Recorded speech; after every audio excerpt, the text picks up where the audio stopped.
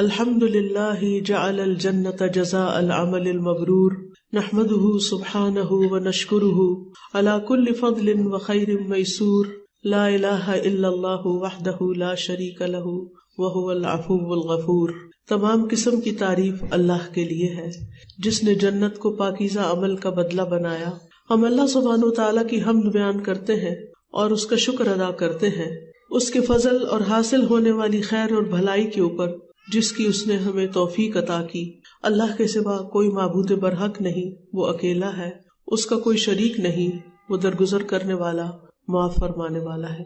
اچھا، آپ مجھے بتائیے کہ آپ کے دل میں سب سے بڑی خواہش اور تمنا کیا ہے؟ اپنے دل سے پوچھ کے بتائیے، یعنی جو دل کی گہرائیوں میں ایک چیز ہوتی ہے نا جسے آپ حاصل کرنا چاہتے ہیں، وہ کیا ہے؟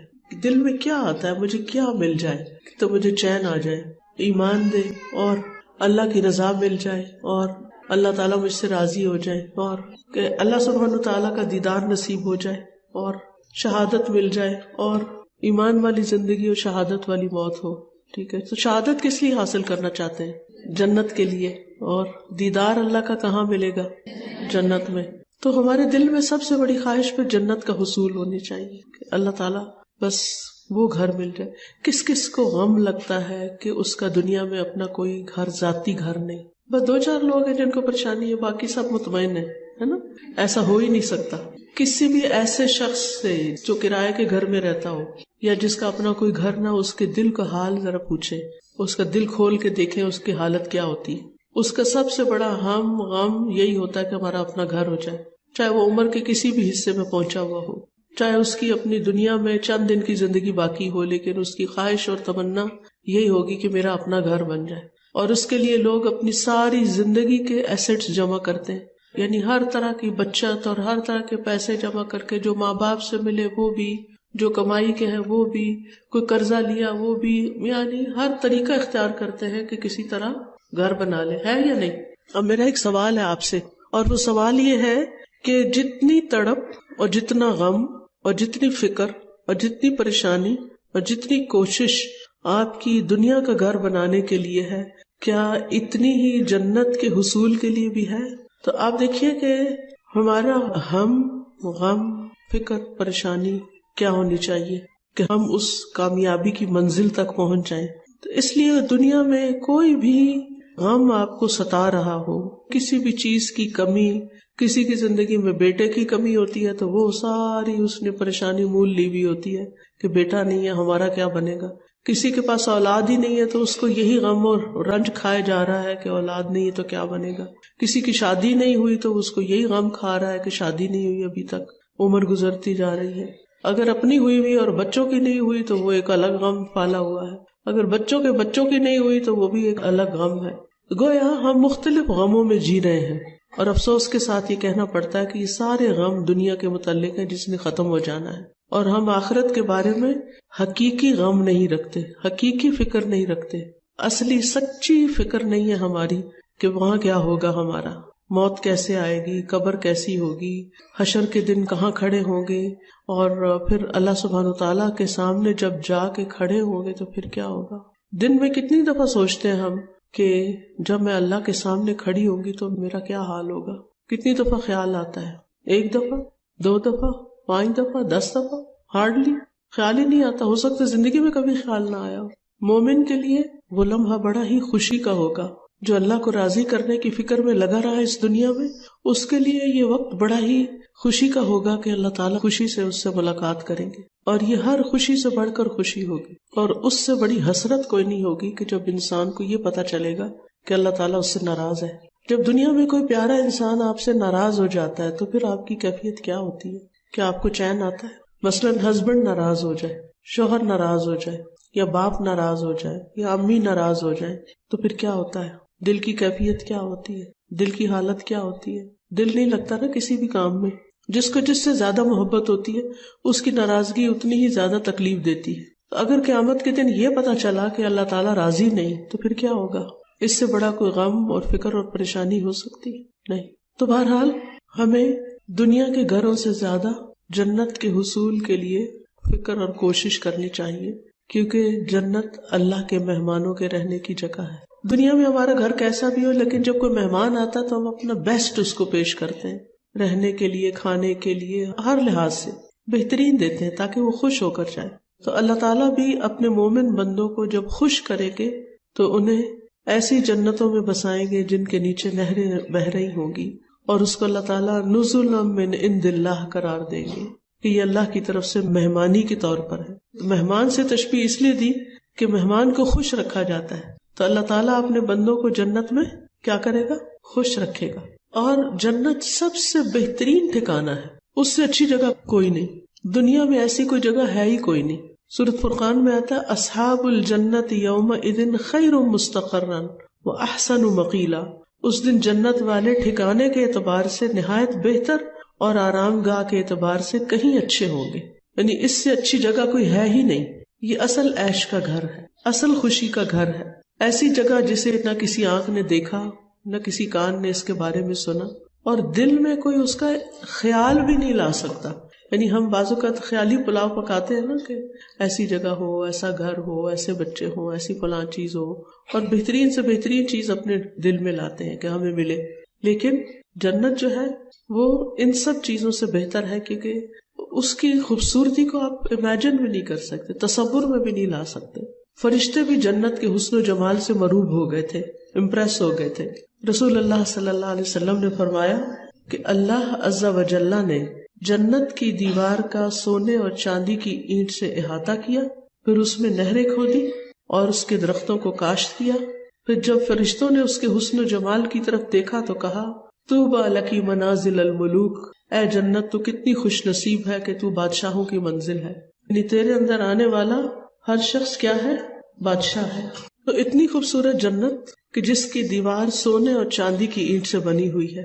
ابو سعید کہتے ہیں کہ رسول اللہ صلی اللہ علیہ وسلم نے فرمایا اللہ تبارک و تعالی نے جنت کو پیدا کیا کہ اس کی ایک اینٹ سونے کی تھی، ایک اینٹ چاندی کی، اور اس کا گارا کستوری کا تھا، خوشبو مسک۔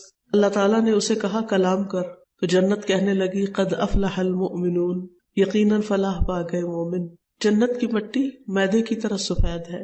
آپ نے دنیا میں بھی کچھ بیچز دیکھے ہوں گے نا جن کی ریت بالکل سفید ہوتی ہے۔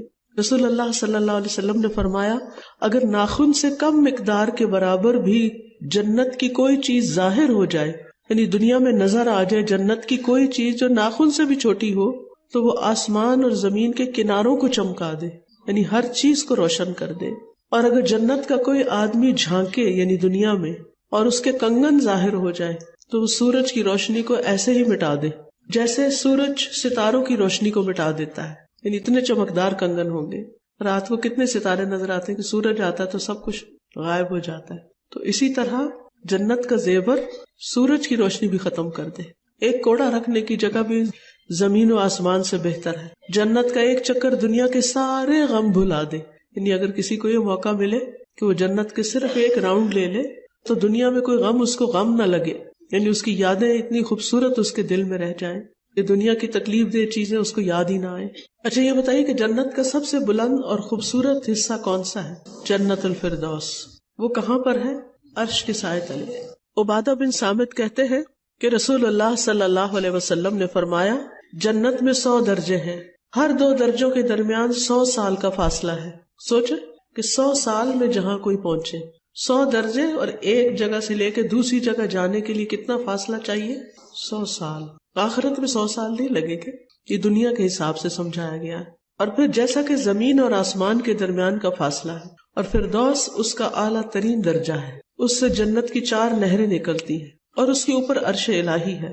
جب بھی تم اللہ سے سوال کرو تو جنت الفردوس کا سوال کرو کہ ہمیں اللہ تعالیٰ کے قریب ترین جنت ملے۔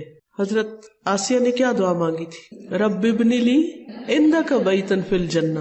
صرف جنت نہیں مانگی بلکہ ایسا گھر مانگا جو اللہ کے قریب ہو، اللہ کا قرب مانگا، کیونکہ جنت کا شوق بھی اس لیے ہونا چاہیے کہ وہاں سے ہم اللہ تعالیٰ کو دیکھ سکیں گے، اللہ کا دیدار کر سکیں گے، اللہ کی رضا پا سکیں گے، اور اس سے زیادہ خوش قسمتی کی تو کوئی بات ہی نہیں۔ جنت کا ایک درخت کتنا بڑا ہے، اگر اس کے سائے میں سوار 100 سال چلے تو سایہ ختم نہ ہو۔ ایک درخت اتنا بڑا ہے تو پھر انسان بھی بڑا ہوگا اور اس کی خواہشات کبھی ختم ہی نہیں ہوگی، اور وہ کبھی اس سے اکے گا ہی نہیں، تھکے گا ہی نہیں، یعنی نئی نئی چیزیں ایکسپلور کرتا چلا جائے گا، اگر ایک درخت کا سایہ دیکھنے میں اتنا ٹائم لگتا ہے، یہ دنیا کا ٹائم ہے، تو جنت تو بھری ہوئی ہے درختوں سے، معلوم نہیں کس کس قسم کے درختوں کی، اور ان کو دیکھتے دیکھتے کتنی اللہ کی یاد اور زیادہ آئے گی، کتنی اللہ تعالیٰ سے اور محبت پیدا ہوگی، پھر خوشی کا کیا ٹھکانہ ہوگا، پھر طرح طرح کے کھانوں والا درخت ہوگا۔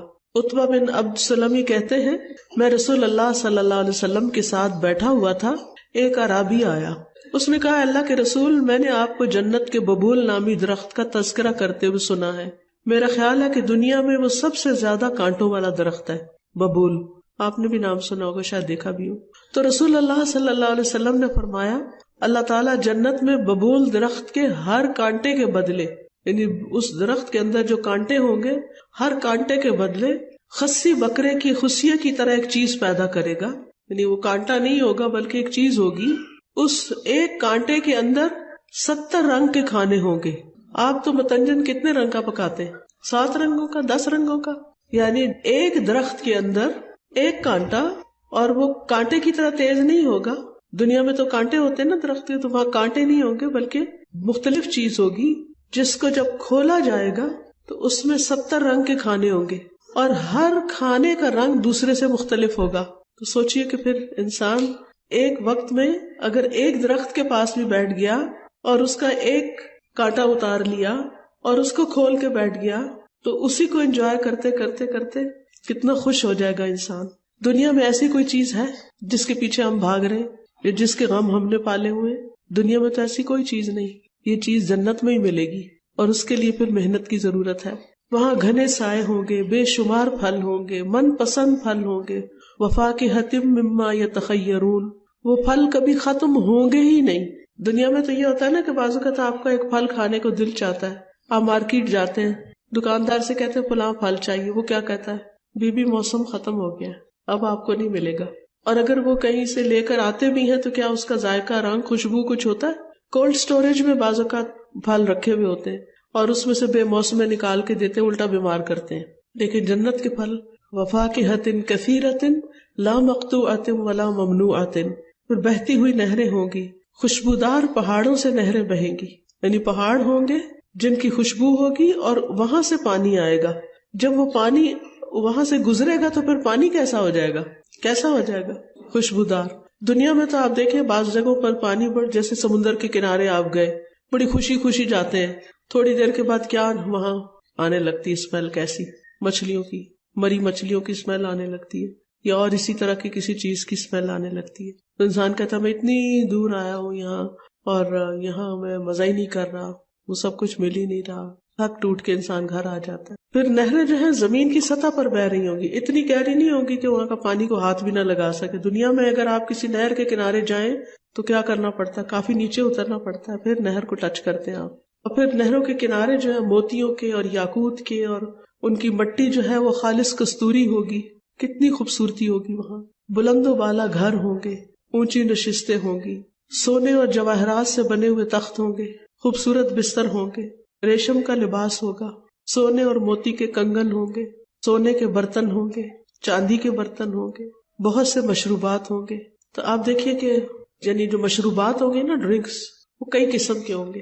ایک یہ کہ آپ کہیں جا رہے ہوں گے سیر و تفریح کرنے، وہاں آپ کا دل چاہے گا فلاں ڈرنک پینا ہے، تو آپ اشارہ ہی کریں گے تو وہ بہہ کر آپ کی طرف آ جائے گا۔ یفجرونہا تفجیرا، جہاں چاہیں گے اس کو نکال کے لے جائیں گے۔ دوسرا یہ ہوگا کہ جنت کے جو ولدان ہیں، جو بچے ہیں جنت میں، خادم، وہ آپ کو سرو کریں گے، اور بہت عمدہ طریقے سے کرسٹل کلیئر چاندی کے کپس میں وہ ڈالیں گے ڈرنک، اور اندازے کے ساتھ ان کو بھرا ہوگا، پھر وہ آپ جو بھی پسند کریں گے پیئیں گے۔ اور ایک اور اعلیٰ درجے کے لوگ ہوں گے جن کو وَسَقَاهُمْ رَبُّهُمْ شَرَابًا طَهُورًا، ان کا رب ان کو شراب طہور پلائے گا، اللہ تعالیٰ خود پلائیں گے۔ تو اب آپ سوچئے کہ دنیا میں ایسی کوئی عزت انسان کو کہیں سے مل سکتی ہے؟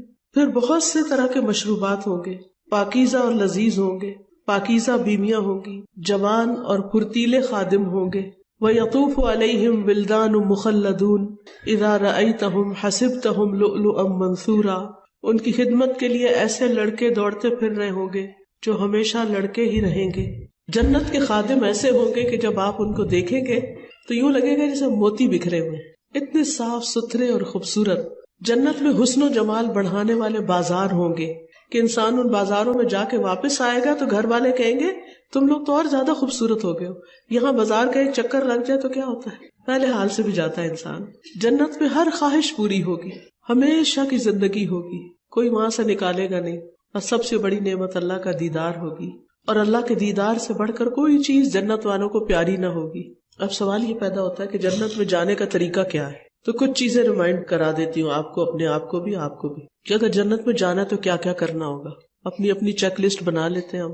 سب سے پہلے تو ایمان اور اس پر استقامت, اس سے نہیں پھرنا. ان الذین قالوا ربنا اللہ ثم استقاموا فلا خوف علیہم ولا هم يحزنون اولئک اصحاب الجنۃ خالدین فیہا جزاء بما كانوا يعملون. پہلی چیز کیا ہے شرط جنت میں جانے کی؟ اب آپ بولیں ایمان اور اس پر استقامت. دوسری ہے ایمان اور عمل صالح, نیک اعمال. والذین آمنوا وعملوا الصالحات اولئک اصحاب الجنہ ہم فیہا خالدون. پھر ایمان اور اسلام. الذین آمنوا بآیاتنا وکانوا مسلمین ادخلوا الجنۃ انتم وازواجکم تحبرون.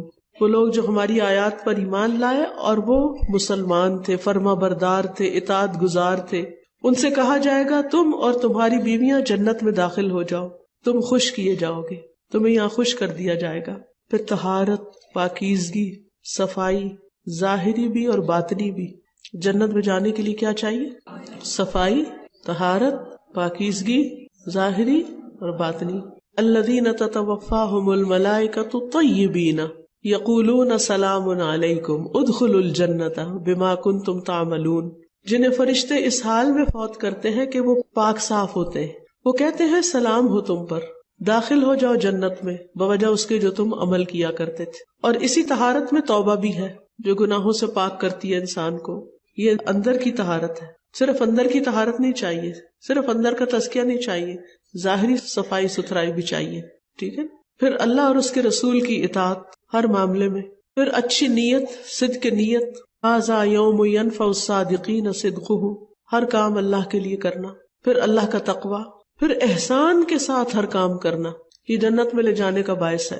والسابقون الاولون من المہاجرین والانصار والذین اتبعوہم باحسان رضی اللہ عنہم ورضوا عنہ وأعد لهم جنات تجری تحتها الانہار خالدین فیہا ابدا ذلک الفوز العظیم. اور مہاجرین و انصار میں سب سے پہلے ایمان میں سبقت کرنے والے اور وہ جنہوں نے ان کے ساتھ احسان کے درجے میں پیروی کی قیامت تک. کن کی پیروی کی؟ مہاجرین و انصار کی, یا ہجرت کر کے یا جہاد کر کے. پھر اللہ کی بندگی اور عبادت کا شوق. جنات عدن التی وعد الرحمن عبادہ بالغیب انہ کان وعدہ مأتیا. ہمیشگی کے باغات جن کا وعدہ رحمان نے اپنے بندوں سے کیا ہے, یعنی جو عبادت گزار بندے ہیں. عبادہ. پھر اللہ تعالیٰ کے سامنے عاجزی اختیار کرنا, صبر کرنا. کس کس چیز پہ صبر؟ لوگوں کی باتوں پہ صبر, تکلیف دے تقدیر پہ صبر, کوئی فوت ہو جاتا ہے پیارا, اور کس چیز پہ صبر ہوتا ہے بتائیے؟ اطاعت پہ صبر, نافرمانی نہ کرنے پہ صبر, اور آزمائشوں پہ صبر, ناپسندیدہ چیزوں پہ صبر, بیماری پہ صبر, کسی کی موت پہ صبر, بچوں کے تنگ کرنے پہ صبر, شوہر کی بے وجہ ڈانٹ ڈپٹ پہ صبر, رشتہ داروں کی باتیں بنانے پہ صبر. یہ جو بھی کوئی کرتا ہے وہ اپنے لیے کرتا ہے, ہمیں اپنے آپ کو پازیٹو رکھنا ہے. ہم نے جواب میں جو کچھ کرنا ہے وہ کرنا ہے جو اللہ کو راضی کرنے والا ہو. عبادت میں صبر کیا ہے؟ جیسے روزہ کیا ہے؟ صبر ہی تو ہے کھانے پینے سے. پھر اسی طرح کامل وضو, یعنی اچھا سا وضو کرنا, یہ بھی جنت میں لے جانے والا ہے. وہ دعا آتی ہے آپ کو جو وضو کے بعد پڑھتے ہیں. آپ صلی اللہ علیہ وسلم نے فرمایا تم میں سے جو شخص بھی وضو کرے اور اپنے وضو کو پورا کرے, یعنی ایک بال برابر بھی جگہ خشک نہ رہ جائے, جیسے بازو ہے, چہرہ ہے, پاؤں ہے, ایڑیاں وغیرہ. پھر یہ کہے اشہد ان لا الہ الا اللہ ان محمدن عبد اللہ ورسولہ, تو اس کے لیے جنت کے 8 دروازے کھل جاتے ہیں, جس سے چاہے داخل ہو جائے. تو وضو کرتے ہوئے اچھا سا وضو کرنا ہے, اور یہ دعا پڑھنی نہیں بھولنی, اور اس شوق میں اور اس نیت سے کہ اللہ مجھے جنت میں داخل کر دے. ایک اور حدیث میں آتا ہے جو بھی مسلمان وضو کرتا ہے اور اچھی طرح وضو کرتا ہے, پھر کھڑے ہو کر پوری یکسوئی اور توجہ کے ساتھ 2 رکعت نماز پڑھتا ہے, تو اس کے لیے جنت واجب ہو جاتی ہے. پھر جانوروں کے ساتھ احسان, اچھا، اگر جانوروں کے ساتھ احسان جنت میں لے جانے والا ہے تو انسانوں کے ساتھ احسان کا کیا ہوگا؟ بہت سے لوگ کہتے ہیں کہ سسرال کی خدمت ہم پہ فرض کوئی نہیں، یہ کہتے ہیں کہ بہت زیادہ عام ہو گئی ہے، خاص طور پر دین پڑھے ہوئے لوگوں میں. اب بوڑھی ساس ہے، بیمار ہے، گھر میں دادا دادی ہیں، بوڑھے ہیں، ہم پہ تو کوئی خدمت فرض نہیں. واقعی جو دین ہمیں جانوروں کے ساتھ احسان کرنا سکھاتا ہے وہ اپنے قریبی رشتہ داروں کے ساتھ احسان کرنا نہیں سکھائے گا. اچھا یہ بتائیے، پڑوسیوں کے حقوق ہیں تو جو آپ کے گھر میں رہ رہا اس کا کوئی حق نہیں کہ یہ میری ماں نہیں ہے، یہ تو میرے شوہر کی ماں ہے، لہٰذا وہ جانے، اس کا کام جانے، اس کی خدمت میری ذمہ نہیں ہے، اس کا خیال رکھنا میرے ذمہ نہیں. تو چلے ٹھیک ہے، پھر شوہر کو جاب سے چھٹی کرا کے گھر بٹھا دیتے ہیں، وہ اپنی ماں کی خدمت کرے اور آپ جاب کرنے کے لیے باہر نکل کھڑی ہو. ٹھیک ہے، بچے کسی نرسری میں چھوڑے یا کسی اور ماسی کے حوالے کرے، شوہر گھر میں ہے، تھوڑی بہت ماں کی خدمت کی، باقی آرام کیا. آپ تھکی ہوئی واپس آتی ہیں گھر، پھر گھر آ کے کیا ہوتا ہے؟ گھر کے کام ہوتے ہیں، کیونکہ بچوں کے لیے تو کھانا بنانا ہی ہے نا. ساس کے لیے تو بنانے کی ضرورت نہیں ہے، لیکن بچوں کے لیے تو بنانا ہے نا. وہ تو فرض ہے یا نہیں ہے وہ بھی کوئی نہیں، وہ بھی کسی اور کے ذمہ ہے. اور جب پھر شوہر بیوی سے اپنا حق مانگے گا تو بیوی تیار نہیں ہوگی، کیونکہ وہ بہت تھکی ہوئی ہے. پھر نتیجہ کیا ہوگا؟ شوہر کیا کرے گا؟ وہ کیا کرے گا؟ وہ اور عورتوں کی طرف دیکھے گا، اس کو میسج کرے گا، اس کو کرے گا، اس کے پیچھے جائے گا، اس کے پیچھے جائے گا. تو خوب گھر چلے گا نا؟ کیا خیال ہے؟ کیونکہ ہمارے ذمے تو نہیں ہے نہ ساس کی خدمت نہ گھر کا کام، ہمارے دین نے تو نہیں کہا عورت کرے، تو کون کرے؟ تو جانوروں کے ساتھ احسان میں کیا آتا ہے؟ جیسے ایک عورت نے بلی کو کھانا نہیں دیا، وہ مر گئی تو کیا ہوا؟ حالانکہ وہ بہت عبادت گزار تھی، آپ نے کہا اس کے لیے جہنم ہے. اور ایک کہتے فاحشہ عورت تھی، لیکن اس نے کتے کو دیکھا کہ وہ مٹی چاٹ رہا ہے تو وہ پانی پی کے جب کنویں سے باہر نکلی تو دوبارہ گئی، اپنے موزے میں پانی بھر کے لائی، کتے کو پلایا، تو اللہ تعالیٰ نے اس کی قدردانی کی اور اس کو جنت میں داخل کر دیا. پھر اسی طرح اگر کوئی فوت ہو جائے اور اس کے بارے میں سمجھدار لوگ گواہی دے کہ یہ نیک شخص تھا، تو پھر بھی کیا ہوگا؟ اس شخص کے لیے بھی جنت ہوگی. لیکن جس شخص کا تعلق نہ اپنے گھر والوں سے اچھا، جو عورت نہ اپنے میاں کے ساتھ اچھی ہو، نہ رشتہ داروں کے ساتھ، نہ ساس سسر کے ساتھ، کسی کے ساتھ اس کا تعلق اچھا ہی نہیں، اس کے لیے کون گواہی دے گا؟ کون گواہی دے گا یہ بڑی نیک عورت تھی؟ تو خالی نماز روزہ کر لینا کافی نہیں ہوتا، بہت ضروری ہے کہ ہم کیا کریں؟ انسانوں کے ساتھ بھی اپنے تعلقات اچھے رکھیں کہ وہ ہمارے حق میں اچھی گواہی دینے والے ہوں. پھر راستے سے تکلیف دہ چیز ہٹانا، یتیم کی کفالت کرنا، نماز کی سنتوں کا اہتمام کرنا. نبی صلی اللہ علیہ وسلم نے فرمایا، کوئی مسلمان بندہ نہیں جو ہر روز اللہ کے لیے فرائض کے علاوہ 12 رکعتیں سنت ادا کرتا ہے مگر اللہ تعالیٰ اس کے لیے جنت میں ایک گھر بنا دیتا ہے. یہ 12 کیسے بنتی ہیں؟ 2 فجر کی، 6 ظہر کی، 2 مغرب کی، 2 عشاء کی. کتنی ہوگی؟ 12 ہوگی. بہت مشکل ہے. اگر کوئی یہ کہے کہ تم یہ رکعتیں پڑھو تو میں بحریہ ٹاؤن میں گھر دے دیں گے، چھوڑیں گے آپ یہ رکعتیں؟ اچھا بس اتنا آسان؟ تو جنت تو بحریہ ٹاؤن سے کہیں زیادہ خوبصورت، تو اس کے لیے بھی اتنی ہی کوشش کرنی. پھر اسی طرح اللہ کی خاطر مسجد بنانا، مریض کی عیادت کرنا. حدیث میں آتا ہے جو شخص کسی مریض کی عیادت کرتا ہے تو اسے آسمان سے ایک آواز دینے والا فرشتہ آواز دیتا ہے کہ تو بھی پاک ہے اور تیرا چلنا بھی پاک ہے اور تو نے جنت میں گھر بنا لیا. یعنی بیمار کی خاطرداری کرنے والا. پھر اولاد کی وفات پہ صبر کرنا. پھر بینائی کے جانے پر صبر کرنا، نگاہ جانے پر. پتہ نا بعض بزرگ ہوتے ہیں بڑھاپے میں ان کی نگاہ کمزور ہو جاتی ہے اور پھر آہستہ آہستہ ختم ہو جاتی ہے، تو اس پہ واویلا نہ کرے، پریشان نہ ہو، ہر ایک کو نہ قصہ سنائے بلکہ صبر کرے. نبی صلی اللہ علیہ وسلم نے فرمایا، اللہ تعالیٰ کا ارشاد ہے، جب میں اپنے بندے کی 2 محبوب چیزوں سے آزمائش کرتا ہوں اور وہ صبر کرتا ہے تو اس کے عوض میں اسے جنت عطا کرتا ہوں. اور محبوب چیزوں سے مراد اس کی 2 آنکھیں. اسی طرح قرض کے لین دین میں مالدار کو مہلت دینا اور تنگ دست کو معاف کر دینا، یہ بھی جنت میں لے جانے والی چیزوں میں سے ہے. والدین کے ساتھ نیکی کرنا، 5 نمازوں کی حفاظت کرنا، زبان اور شرمگاہ کی حفاظت کرنا، حج مبرور ادا کرنا. اور ایک اور نیکی جو روز کر سکتے ہیں آپ، دل کی حضوری سے آذان کا جواب دینا. آذان شاعر اللہ میں سے ہے، یعنی اللہ کی نشانیوں میں سے ہے جن کا احترام کرنا چاہیے. لہٰذا جب آذان ہو تو باتیں روک دینی چاہیے، آذان کا جواب دے کر دعا پڑھنی چاہیے اور پھر درود پڑھنا چاہیے. پھر جو آپ دعا مانگیں گے وہ قبول ہوگی. اگر دنیا میں اس کا بدلہ نہ ملا تو آخرت میں ضرور ملے گا. پھر صبح شام سید الاستغفار پڑھنا، آخری کلام لا الہ الا اللہ کا ہونا. تو کثرت سے لا الہ الا اللہ پڑھتے رہا کریں تاکہ موت کا وقت آئے تو بھولے نہ. حذیفہ کہتے ہیں، میں نے رسول اللہ صلی اللہ علیہ وسلم کو اپنے سینے سے لگایا، آپ نے فرمایا، جس نے لا الہ الا اللہ کہا اور اسی پر اس کا خاتمہ ہوا وہ جنت میں داخل ہوگا. اور جس نے اللہ کے لیے روزہ رکھا اور اس کے ساتھ اس کا خاتمہ ہوا یعنی روزے کی حالت جنت میں جائے گا. اور جس نے اللہ کے لیے صدقہ کیا اور اسی کے ساتھ اس کا خاتمہ ہوا یعنی آخری اعمال وہ بھی جنت میں داخل ہوگا. پھر اسی طرح آپ نے فرمایا لوگوں سلام پھیلاؤ، کھانا کھلاؤ، جب لوگ رات کو سو رہے ہوں تو نماز پڑھو، تم سلامتی سے جنت میں داخل ہو جاؤ گے. پھر جو شخص مر جائے اور اس کے اندر نہ تکبر ہو، نہ اس کے سر پہ کوئی قرض ہو اور نہ اس نے کبھی مال غنیمت سے کوئی خیانت کی ہو، وہ جنت میں داخل ہوگا. اسی طرح جو شخص 12 سال اذان دے اللہ کے لیے وہ بھی جنت میں داخل ہوگا. پھر اسی طرح ہر روز دن میں 3 دفعہ جنت کا سوال کرنا، اللہم انی اسألک الجنت، اللہم انی اسألک الجنت الفردوس. باندھ لیں اپنے اوپر فجر کی نماز یا مغرب یا کسی وقت بھی ایک ٹائم رکھے کہ آپ لازمی روزانہ یہ دعا مانگے کہ اللہ میں تو اس سے جنت کا سوال کرتی ہوں، اعوذ بک من النار، اور جہنم سے پناہ چاہتی ہوں. پھر اچھا اخلاق اپنانا، جھوٹ اور جھگڑے کو چھوڑ دینا. رسول اللہ صلی اللہ علیہ وسلم نے فرمایا میں ذمہ دار ہوں ایک محل کا جنت کی ایک جانب. اس شخص کے لیے جو جھگڑا چھوڑ دے اگرچہ حق پر ہو، جھگڑا چھوڑ دے. اور ایک محل کا جنت کے درمیان میں اس شخص کے لیے جو جھوٹ چھوڑ دے اگرچہ مذاق میں ہی ہو. اور جنت کی اعلیٰ منزلوں میں ایک محل کا اس شخص کے لیے جو اپنے اخلاق کو اچھا بنا لے. پھر کوئی تکلیف پہنچے تو بس پہنچتے ہی صبر کر لینا، صدمے کے ابتدا میں صبر کر لینا، غصہ چھوڑ دینا، لوگوں سے کچھ نہ مانگنا. پھر عورت کے لیے رسول اللہ صلی اللہ علیہ وسلم نے فرمایا جو عورت 5 وقت کی نماز پڑھتی ہو، ماہ رمضان کے روزے رکھتی ہو، اپنی شرمگاہ کی حفاظت کرتی ہو یعنی جو زنا وغیرہ سے، اور اپنے شوہر کی اطاعت کرتی ہو، اسے کہا جائے گا جنت کے جس دروازے سے چاہو داخل ہو جاؤ. ہر نماز کے بعد آیت الکرسی پڑھنا. پڑھتے ہیں آپ سب لوگ؟ الحمدللہ. اللہ اور اس کے دین اور اس کے نبی سے راضی ہونا، رضیت باللہ ربا وبالاسلام دینا وبمحمد النبی. پھر سورۃ ملک کو یاد کرنا اور اس کو پڑھتے رہنا. کس کس کو سورۃ ملک زبانی یاد ہے؟ ماشاءاللہ. جن کو نہیں یاد وہ بھی کر لیں. 30 آیتیں ہیں، ہر روز ایک آیت کریں گے، مہینے میں یاد ہو جائے گی، پڑھنی آسان ہو جائے گی. پھر کیونکہ رات کے وقت بستر پہ لیٹ کے بھی زبانی آپ پڑھ سکتے ہیں.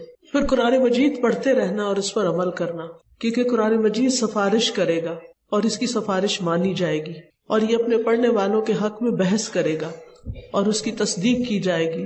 جس نے قرآن کو اپنے سامنے رکھا یہ جنت کی طرف اس کی رہنمائی کرے گا، اور جس نے اس کو اپنی پیٹھ پیچھے پھینک دیا یہ ہانک کر اسے جہنم میں لے جائے گا. بعض لوگ جب کورس کر رہے ہوتے ہیں تو اس وقت تو قرآن پڑھتے ہیں روز، جب کورس ختم ہو جاتا ہے تو پھر کیا کرتے ہیں؟ پیچھے رکھ دیتے ہیں کہیں، کبھی کبھی پڑھتے ہیں پھر کرتے کرتے بالکل بھول جاتے ہیں. تو یہ نہیں کرنا آپ نے، ٹھیک ہے؟ اللہ کرے کہ ہمیں ان باتوں پر عمل کی توفیق نصیب ہو. آپ میں سے کوئی کچھ کہنا چاہتا ہے؟ سب کے ساتھ یہ ہوتا ہے، اس طرح تو ایمان نہیں رہتا جتنا علم کی مجلس میں ہوتا ہے، لیکن ایک طریقہ ضرور کیا کریں کہ جانے سے پہلے سوچ کے جائیں کہ آج کے لیکچر میں سے میں نے کون سی چیز ایسی ہے کہ جو چھوڑنی نہیں ہے، بس پکی کر لینی ہے. تو انشاءاللہ ہر دفعہ آپ ایک ایک چیز اپنے اوپر پکا کرتے کرتے کرتے ایک دن وہ درخت خوبصورت بن چکا ہوگا. یکدم سب کچھ نہیں آتا اور یکدم سب کو چھوڑ بھی نہیں دینا چاہیے، سٹیپ بائی سٹیپ ایک ایک چیز پکڑ کے رکھنی چاہیے. جی اوکے جی. تو اس میں آپ دیکھیے کہ آپ کے خوف کے پیچھے کوئی نہ کوئی وجہ ہے. کسی نے آپ کو ڈسکریج کیا ہوا ہے، تم کچھ نہیں کر سکتی، یہ بھی نہیں ہو سکتا، وہ بھی نہیں، تو وہ باتیں ذہن میں بیٹھ جاتی ہیں. ان کا توڑ یہ ہے کہ آپ بیبی سٹیپس لیں. ایک دم پورا قرآن حفظ کرنے کی بجائے آپ چھوٹی چھوٹی صورتوں سے شروع کر لیں اور اپنا اسٹیمنا اور اپنا موڈ دیکھتے جائیں، اور جو جو آپ کرتے جائیں گے آپ کا کانفیڈینس بڑھ جائے گا اور آپ پورا بھی کر سکیں. میں بتانا چاہتی ہوں کہ آج کی کوششیں جو ہیں وہ بہت زیادہ ٹھہری ہیں. ہمارا مدرسہ رجسٹر تو نہیں ہے، لیکن میں یہاں پہ اپنے ساتھ اپنے بھائی سے کہنا چاہتی ہوں کہ ان نے گھر میں ارینج کیا ترجمہ تفسیر کی کلاسز کو، اور گھر گھر جا کر ہم جیسے خواتین کو جو ہاؤس وائف ہے ان کو بلایا، اور تھوڑا تھوڑا کرتے کرتے الحمدللہ ہم لوگوں نے قرآن پاک کا ترجمہ تفسیر الحمدللہ مکمل کر دیا. اب آپ کو میری نصیحت یہ کہ الحمدللہ اللہ نے آپ کو ایک نعمت عطا کر دی، قرآن مجید مکمل کر لیا. اب آپ بخاری شریف شروع کر لیجیے، چاہے 10 سال لگے، کیا فرق پڑتا ہے. علم کا سفر نہیں چھوڑے، تمنا یہی رکھے کہ مرتے دم تک علم کے سفر پر ہی رہنا. کرنا نہیں چاہتی آپ استغفار کی کثرت کر دیں کہ اللہ تعالیٰ میرے ان گناہوں کو معاف کر دیں جو میری نیکی کے رستے میں رکاوٹ بن جاتے ہیں، اور میرے دل کو اپنے لیے خالص کر لیں اور ایمان سے بھر دیں، یقین سے بھر دیں، توکل سے بھر دیں، اپنی محبت سے بھر دیں، اپنی خشیت سے بھر دیں. یہ چیزیں اللہ سے باقاعدہ مانگا کریں، کیونکہ جب ہم کچھ کرنے لگتے ہیں تو ہم سمجھتے ہیں شاید یہ ہماری کوئی اپنی کوشش یا ہماری طاقت ہے، لیکن یہ سب کچھ اللہ کی دین ہوتی ہے. جی نہیں وہ نہیں، یہاں اس کا مراد یہ نہیں لوگوں سے کچھ نہیں، لوگوں سے لالچ نہ رکھنا کہ فلاں کے پاس مجھ سے زیادہ ہے تو اس کے آگے جا کے اپنے رونا کہ وہ ہمیں کچھ دے دے. یعنی یہ روزمرہ زندگی میں تو تعاونوا علی البر والتقوی، نیکی اور تقوی کے کاموں میں ایک دوسرے سے تعاون کرو. تو جب کسی کی ضرورت پتہ چلے گی تو تعاون کرے گا نا کوئی. اس سے نہیں منع کیا گیا کہ آپ ڈاکٹر کی ہیلپ نہ لیں، آپ اگر کسی وقت کوئی شدید ضرورت ہے تو قرض نہ لیں. یہاں مقصد یہ ہے کہ اپنے دل میں لالچ نہ رکھے اور غیر ضروری سوال نہ کرے لوگوں سے. بہت مشکل ہے. میرے ذہن میں ہمیں پتا ہے کہ جو اس کی بہت ساری ذمہ داری جو ہے وہ ماؤں پہ جاتی ہے، جو بچوں کے ساتھ کے بارے بول کے ان کی ایک کنڈیشننگ ہو جاتی ہے، اور جب تک وہ بڑی ہوگی ان کو یہ لگتا ہے کہ ہماری ماں پہ سے ظلم ہوتا ہے. بالکل ٹھیک ہے. تو ہمیں یہ چاہیے کہ اگر ہم یہ چاہتے ہیں کہ ہماری بیٹیاں آگے جا کے اچھی بہویں بنیں اور ہمارے بیٹوں کو اچھی ایسی بیویاں ملیں، ہماری اچھی بہویں، تو ہم اپنے نیریٹو بہت چیز کریں اور ہمیں ان سے اپولوجائز کرنے کی ضرورت ہے. ہم نے ساری زندگی بہت ہی غلط رویہ اختیار کیا کہ اپنا ہسبینڈ ساس سسر کے بارے لے کے بولتے رہے، وہ مرتی تھی، اس کا اعتراف اللہ سے بھی توبہ کریں تاکہ یہ سائیکل ٹوٹے. بالکل. اور یہ دین پڑھی ہوئی خواتین کو ہی توڑنا پڑے گا، کیونکہ یہ رشتے بڑے پیارے رشتے ہوتے ہیں. اگر کوئی آپ کو محبت نہیں دے رہا، آپ محبت دینا شروع کر دیں تو دینے والوں کو ہی ملتی ہے. اللہ تعالیٰ دوسروں کے دل بھی آپ کے لیے نرم کر دے گا. لیکن اگر آپ نے رسا کشی جاری رکھی کہ وہ ایسا کرتے ہیں تو مجھے بھی ایسا کرنا ہے، تو کبھی حالات نہیں سمجھ سکتے. میرا یہ سوال ہے کہ بازار کے لیے ہم بہت زیادہ دعائیں تو کرتے ہیں، لیکن ایک طرف سے رہتی ہے کہ ہم لوگ کچھ کر نہیں سک رہے، ان کے لیے تو کیا کرنا چاہیے؟ ان کی طرف سے صدقہ خیرات کرنا چاہیے، ان کے رشتہ داروں کا خیال رکھنا چاہیے. اگر انہوں نے کوئی وصیتیں کی ہیں یا ان کے کوئی کام رہتے ہیں یا ان کی کوئی خواہشات تھی زندگی میں کچھ کرنے کی، ان کو پورا کرنا چاہیے، تو انشاءاللہ آپ کو تسلی ہوگی. میرا یہ سوال جو مجھے ہمیشہ اپنے معاشرے اپنے بچوں کی تربیت کے لیے کمی محسوس ہوتی ہے، وہ یہ ہوتی ہے کہ ہم منافقت کو پھینک پڑنا. کہ جب اللہ تعالیٰ نے منافقت ایکسپلین کرنی شروع کی تو منافقوں کی بہت ساری نشانیاں میرے ہم سب میں ہوتی. تو میں آپ سے چاہتی کہ ہم بچوں کو یہ کیسے سکھائیں، کیونکہ میری بیٹی 11 سال کی ہے، بڑی ہو رہی ہے، سمجھدار، ایک 8 سال کی، تو مجھے سمجھ نہیں آتی کہ میں ان کو کیسے بتاؤں کہ یہ چیز منافقت میں آتی کوئی بات ایسی. ایک تو ہوتا کہ رینڈملی کوئی چیز یہ منافقت ہے، وہ تو بچے کو منافقت کا کانسیپٹ ہی نہیں پتا ہوتا. اور ایک یہ ہے کہ ریگولر بیسس پر آپ اس کے ساتھ کچھ نہ کچھ تعلیم کا سلسلہ شروع کریں، چاہے ونس اے ویک ہو، چاہے ونس اے ڈے ہو. کوئی اچھی کتابیں اس کے ساتھ ریڈنگ شروع کریں اور پھر ڈے ٹو ڈے لائف سے ایگزامپل دے کے وہاں اس کو ایکسپلین کریں. ٹھیک ہے. سچویشن آنے پہ کہنا یہ ٹھیک نہیں، یہ غلط ہے، وہ کم اثر ڈالتا ہے. اور اگر پہلے سے ایک ذہن تیار کیا ہوا ہو تو بچہ خود بھی سوچنے کے قابل ہو جاتا ہے. بچوں کی تربیت پر بہت کچھ ہو چکا ہے، ہو بھی رہا ہے. یہ جو ہمارے بچے کی ویب سائٹ ہے وہاں پر آپ کو بے شمار لیکچر ملیں گے. میرے لیکچرز بھی ہیں ہم اور ہمارے بچے سیریز کے. تو ماؤں کو باقاعدہ بچوں کی تربیت کا طریقہ سیکھنا چاہیے. ٹھیک ہے. یہ بھی ایک آرٹ ہے، یہ بھی سیکھنے سے آئے گا. بعض اوقات ایسا ہوتا ہے کہ بچے دین کی تعلیم ہم کر دیتے ہیں تو ایسا ہوتا ہے بعض اوقات کہ وہ درمیان میں آنا کو جب بھی بتانا ان کی کیا مطلب وہ دوبارہ شوق سے اس کی پہلے تو ریزن معلوم کریں. سب سے پہلے تو وجہ معلوم کرنی پڑے گی کہ یہ ہو کیوں رہا ہے.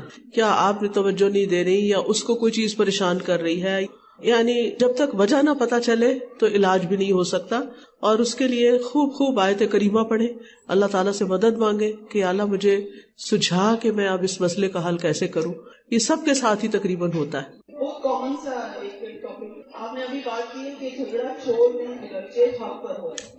تو کچھ معاملات خواتین ہمارے سے ایسے ہوتے ہیں جو ہمارے معاشرے میں فیس کرنے، جس طرح سے جائیداد کا حصہ اور وراثت کی تقسیم، تو حالات اس قدر گمبھیر ہو جاتے ہیں کہ فیمیل کے لیے لینا یہ مشکل ہو جاتا ہے. تو ایسے معاملات میں کیا اس بات کو خیال رکھنا چاہیے؟ جی، اس کا اجر کتنا بڑا ہے. اگر تو پوری کوشش کے باوجود کوئی نہیں دے رہا تو بس پھر انسان ودرا کر لے اور معاملہ اللہ پہ چھوڑ دے، اور اس کا جو ملٹیپل ریوارڈ انشاءاللہ ملے گا وہ بہت بڑا ہوگا. کیونکہ جھگڑے کے اندر انسان کی بہت سی طاقتیں ضائع ہو جاتی ہیں. اس کے ساتھ ہی میں آپ لوگوں سے اجازت چاہتی ہوں. بہت شکریہ. اللہ سبحانہ وتعالیٰ آپ سب کا آنا، بیٹھنا اور سننا اور اپنے ساتھ ان موتیوں کو لے کے جانا قبول کرے. اور میری دعا ہے کہ آج کے اس لیکچر کے بعد کم از کم ایک عادت ہماری ضرور ایسی پکی زندگی میں داخل ہو جائے کہ جو ہمارے لیے جنت کے راستے ہموار کر دے اور اللہ تعالیٰ کا دیدار ہم سب کو نصیب کرے. سبحانک اللہم و بحمدک، اشہد ان لا الہ الا انت، استغفرک و اتوب الیک.